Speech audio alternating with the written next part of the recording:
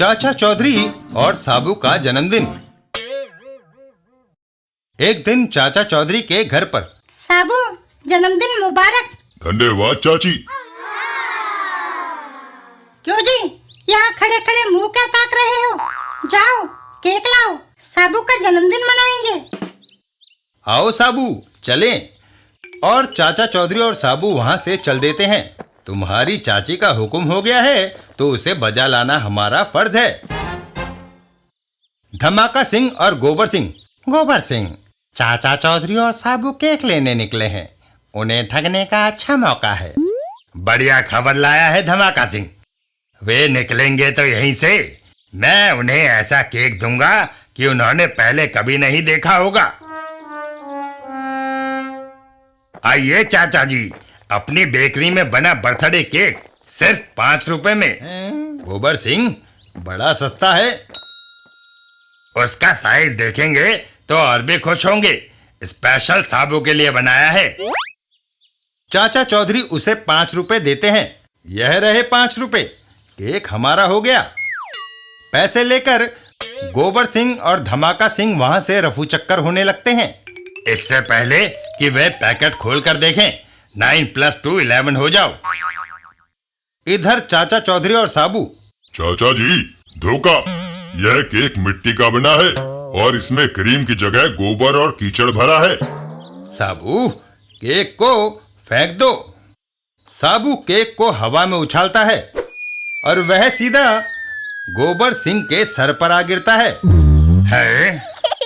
परिणाम स्वरूप आओ साबू, दूसरा केक खरीदने चलें।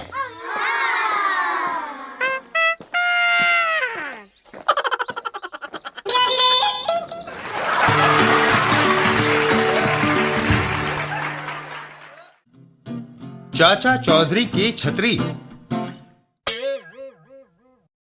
एक दिन रास्ते में। चाचा जी, एक फटी पुरानी छतरी कितने की आ जाएगी? यही कोई 10 रुपए की। वह व्यक्ति चाचा चौधरी की छतरी छीन लेता है। ठीक है, यह लीजिए 10 रुपए, यह मेरी हो गई। मगर मेरी छतरी बिकाऊ नहीं है। सौदा हो गया। तभी बारिश आ जाती है और चाचा चौधरी एक इमारत की ओर दौड़ पड़ते हैं। बेईमानी की हद हो गई। बारिश आ गई, उस छत के नीचे शरण लूं। इधर वह आदमी। बारिश की किसे फिक्र है, अब तो मेरे पास नई छतरी है। वह छतरी खोलने लगता है। ओह, यह खुल नहीं रही, जाम हो गई है, जरा और दम लगाऊं।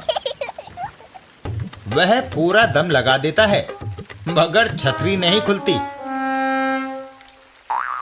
हा हा हा, इसे कहते हैं बदनसीबी। छतरी है फिर भी भीग रहे हैं। वह आदमी वापस चाचा चौधरी के पास पहुंचता है। रखो अपनी छतरी, जब यह खुलती नहीं है तो मेरे किस काम की, पैसे वापस लेता हूँ। चाचा चौधरी छतरी लेते हैं। यह छतरी पुश बटन से खुलती है और उसे खोलकर चल देते हैं।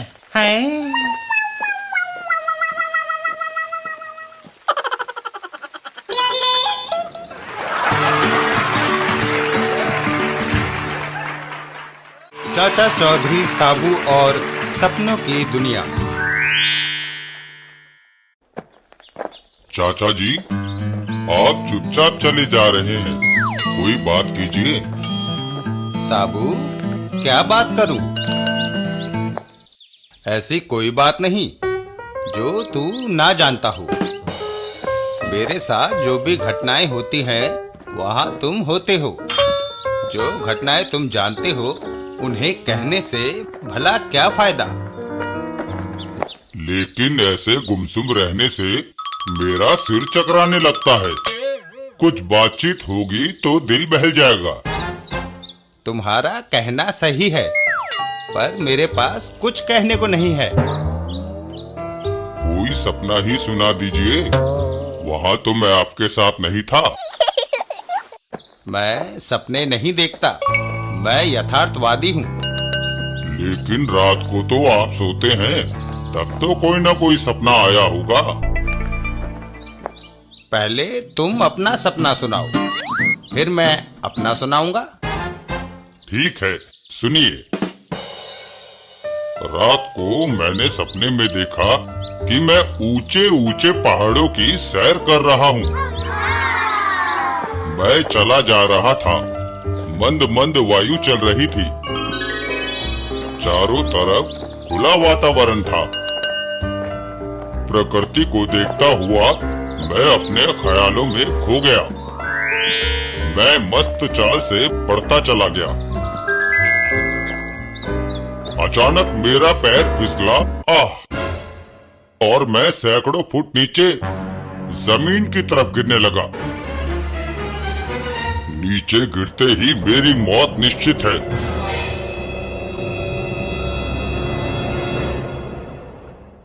पर बीच में ही एक कोमल हाथ ने मुझे थाम लिया।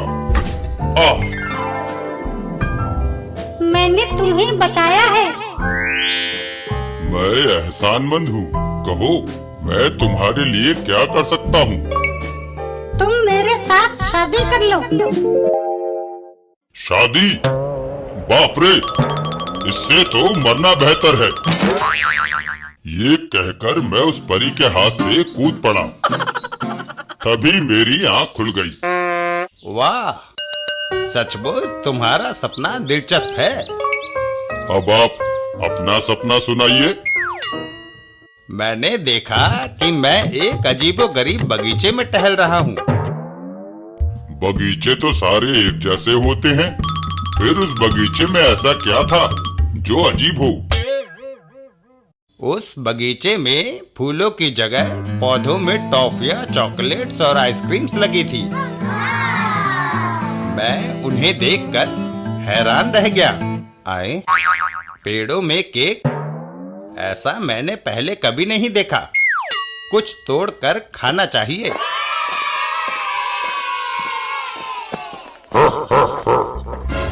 मैं गोगा देव हूँ और इस बगीचे का मालिक हूँ। जो कोई मेरे बगीचे में घुसता है, मैं उसे मार देता हूँ। मैंने इस बगीचे में पेड़ पौधों को वर्षों से सींचा है, तब जाकर इसमें फल, मेरा मतलब चॉकलेट्स, टॉफियां और केक्स वगैरह आए हैं। इनकी सुरक्षा करना मेरा काम है। हर रोज जो लोग इस बगीचे में इन फलों को चुराने आते हैं, मैं सबको मार देता हूँ, ताकि ये चॉकलेट्स, टॉफियां कोई ना चुरा सके। आज मरने की तुम्हारी बारी है। इतना कहकर गोगादेव चाचा चौधरी को हाथ में पकड़ लेता है। मगर गोगादेव, तुम्हारे बगीचे में चोरी होने का डर तो फिर भी बना रहेगा। मैं तुम्हें एक ऐसी तरकीब बताता हूँ जिससे तुम्हारी आइसक्रीम और चॉकलेट्स चोरी होने का डर हमेशा के लिए मिट जाएगा। जल्दी बताओ। तुम अपने बगीचे के सारे फल खा लो। जब कुछ होगा ही नहीं तो कोई क्या चुराने आएगा? तुम ठीक कहते हो। मेरे पेड़ों पर जितने केक्स हैं, मैं सारे खा लेता हूँ। सारे चॉकलेट्स और टॉफियां भी। और सारी आइसक्रीम भी।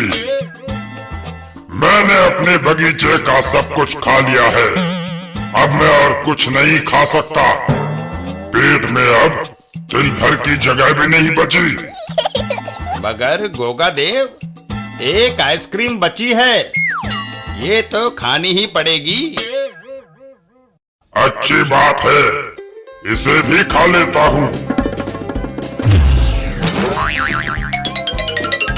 आइसक्रीम खाते ही उसका पेट फट गया। ज्यादा खाने से यही होता है। सपनों की दुनिया से जागो और हकीकत में आओ। जो कुछ तुम्हारे पास है नीचे रख दो, नहीं तो पुलिस। कहाँ? यहाँ। चूहे, तुमने हमारी सपनों की दुनिया में खलल डाला। जा। साबू, रात हो गई है, आओ घर चलें, खाना खाएं और सो जाएं और फिर मीठे सपनों की दुनिया में खो जाएं।